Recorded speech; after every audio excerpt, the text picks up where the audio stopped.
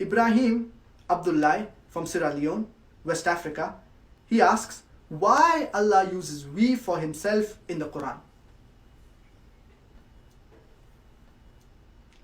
Most of the languages, there are two kinds of plural.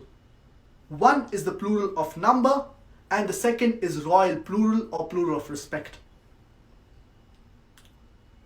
And the plural of number is the one that is more commonly used. For example, in the English language, when the Queen of England says, we plan to visit America, or we wish to visit so and so country, so here the Queen of England is using the word we.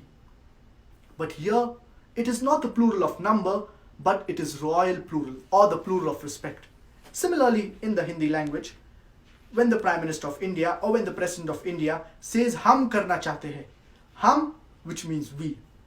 Now, when the Prime Minister of India is saying hum karna chahte hai, it is not the plural of number, but it is royal plural and the plural of respect. And any person who's well versed with the English language, he will know, based on the context, that the word used by the Queen of England, we, it is the plural of respect. Similarly, in the Arabic language, when Allah subhanahu wa ta'ala uses the word nahnu for himself, referring to himself in the glorious Quran, it is not the plural of number, but it is a royal plural or plural of respect. It is singular. Allah subhanahu wa ta'ala clearly says in the glorious Quran, in Surah Ikhlas, chapter number 112, verse number 1, Qul huwallahu ahad, say he is Allah, one and only.